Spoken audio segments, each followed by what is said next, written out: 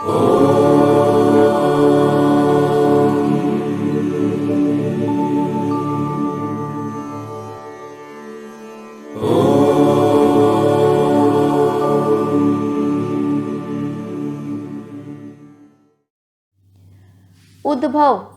भगवान एकमात्र सृष्टि के मूल और परम स्रोत हैं, इसलिए उद्भव कहलाते हैं।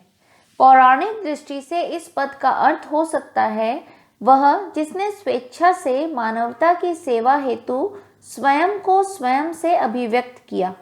व्यक्तिगत दृष्टि से यह पद आत्मस्वरूप श्री नारायण का प्रतिनिधित्व करता है, जो ऊर्जस्वी साक्षी हैं और जिनके कारण जीवन की प्राणाधार क्रियाएं अभिव्यक्त होती हैं।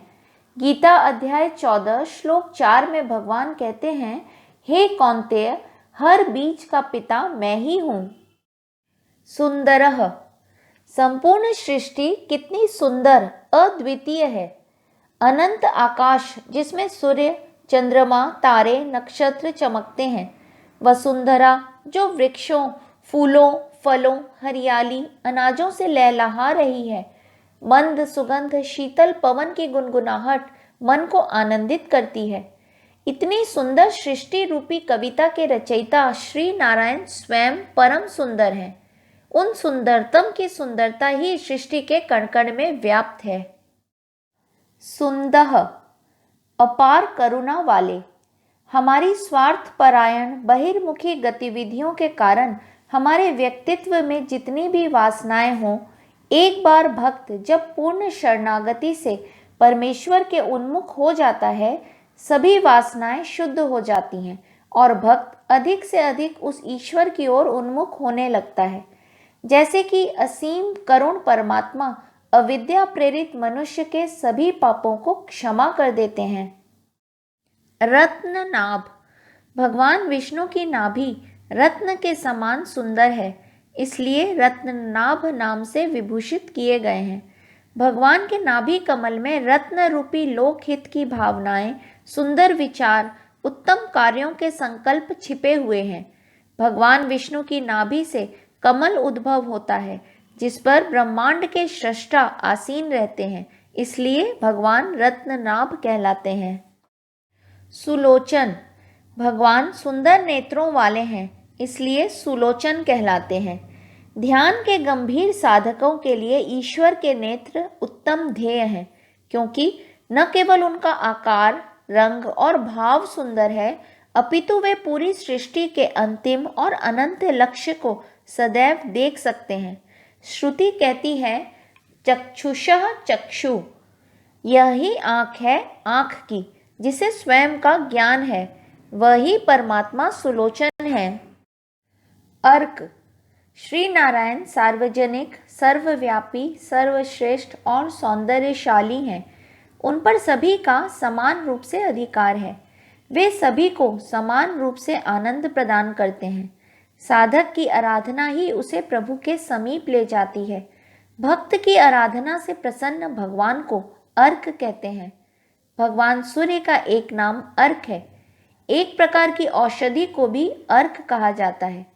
श्री हरि सृष्टि के जीवों को सूर्य की भांति प्रकाश, ऊर्जा देते हैं और औषधि की तरह आरोग्यता एवं प्रसन्नता प्रदान करते हैं। अतः भगवान नारायण अर्क नाम से संबोधित किए गए हैं।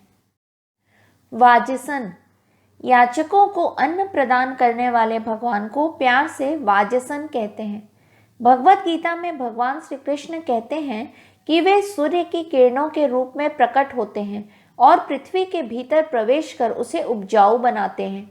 उस उपजाऊ धरती से पौधा स्फुरित होता है, जिसमें ईश्वर चंद्रमा की किरणों के माध्यम से रस भरते हैं। फिर भगवान कहते हैं, संपूर्ण प्राणी अन्न से उत्पन्न होते हैं। अन्न की उत्पत्ति वृष्टि से होती है, वृष्टि यज्ञ से होती है तथा यज्ञ में मैं स्वयं प्रतिष्ठित हूँ, इसलिए अन्न देवता वाजसन कहलाते हैं। श्रृंगी। भगवान ने प्रलय काल में सिंह युक्त मत्स्य का रूप धारण किया था, इसलिए श्रृंगी कहलाते हैं। भगवान वाजसनीय साधना के साध्य और उत्तम कोटि के आराध्य हैं, इसलिए वे साधना के श्रृंग अर्थात अर्चना से प्राप्त आत्मलाभ के मूर्धन्य शिखर हैं। जयंत, सभी शत्रुओं का विजेता। ईश्वर जो सभी शक्तियों और बल का स्रोत है, उसे कोई भी सेना परास्त नहीं कर सकती।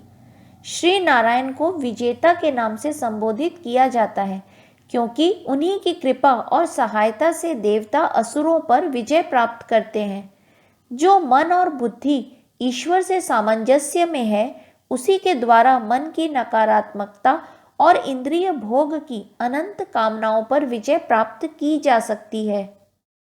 सर्वविजयी, भगवान सभी ज्ञानियों में सर्वश्रेष्ठ हैं, इसलिए युगपत में सर्वज्ञ और सर्ववित होने के कारण सर्वविजयी नाम से सुशोभित हैं।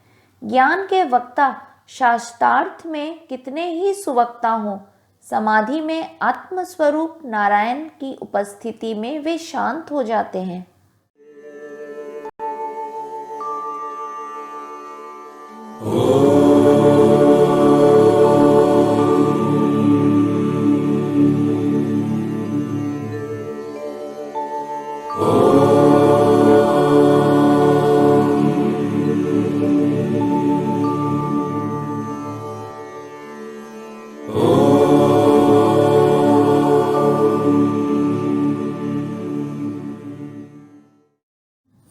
स्वर्ण बिंदु।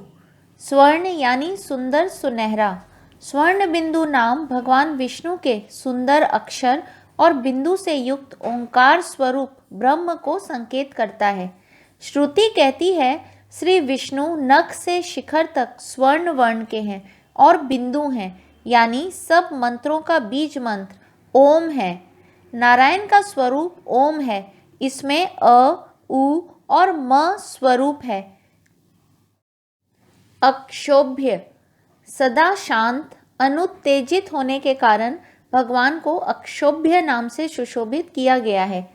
स्थित प्रज्ञ की स्थिति का वर्णन करते हुए भगवान श्री कृष्ण भगवत गीता में कहते हैं कि वह समुद्र के समान अक्षोभ्य है। वह उस शांति में स्थित है जहाँ सारी कामनाएं विलीन हो जाती हैं। जैसे समुद्र में नदियाँ विलीन हो जाती हैं और हर दिशा में जल से ओतप्रोत रहता है और अचल है, परंतु कामोन्मुख व्यक्ति प्रशांत नहीं होता। सर्ववागीश्वरेश्वर, शब्द और वाणी के ईश्वर श्री नारायण को सर्ववागीश्वरेश्वर नाम से अलंकृत किया गया है। देवों तथा प्राणियों को बुद्धि देने वाले स्वयं श्री विष्णु ही हैं। केनोपनिषद में यह काफी स्पष्ट किया गया है कि कर्मेंद्रियां और ज्ञानेंद्रियां स्वयं काम नहीं करती, क्योंकि वे जड़ पदार्थों से बनी हैं। सभी करणों को उनकी शक्ति और ऊर्जा चैतन्य स्वरूप नारायण से प्राप्त होती है, इसलिए वह सभी प्राणियों के और देवों के भी देव हैं। महाहृद, भगवान आनंद के, परमानंद के महान सरोवर महाकुंड हैं, इसलिए महाहृद कहलाते हैं। ग्रीष्म ऋतु में शीतल जल के कुंड में तैरने से तैराक को शीतलता और स्फूर्ति प्राप्त होती है। उसी प्रकार चैतन्य का ध्यान ध्याता को स्फूर्ति और आनंद प्रदान करता है, जब वह उस अनुभूति चैतन्य के ध्यान रूपी जल में विलीन हो जाता है। महागर्त, गर्त यानी गहरी खाई। यहाँ खाई का अर्थ है परमेश्वर की माया। भगवत गीता में कृष्ण जी कहते हैं, मेरी माया को पार करना बहुत कठिन है। सिर्फ जो साधक मेरी शरण में आता है वही माया रूपी संसार के जन्म मरण के चक्र से छुटकारा पाता है। महागर्त का अर्थ महारथ भी होता है।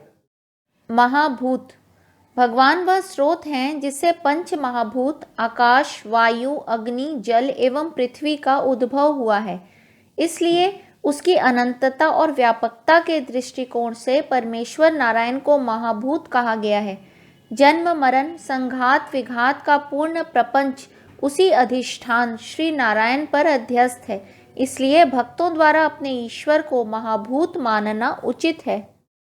महानिधि, दिव्य धाम, नित्य शाश्वत स्रोत जिससे प्रत्येक वस्तु उद्भव होती है, और वह असीम अधिष्ठान जिस पर संपूर्ण परिच्छिन्न जगत का प्रपंच गत्यात्मक रूप से प्रतीत होता है। निधि शब्द का अर्थ है खजाना। और यहाँ इसका संकेत है, श्री नारायण अपने सभी भक्तों के लिए सबसे मूल्यवान निधि हैं, जिनसे हम जितना और जो भी प्राप्त करना चाहें उतना प्राप्त कर सकते हैं। हरि ओम। श्री विष्णवे नमः।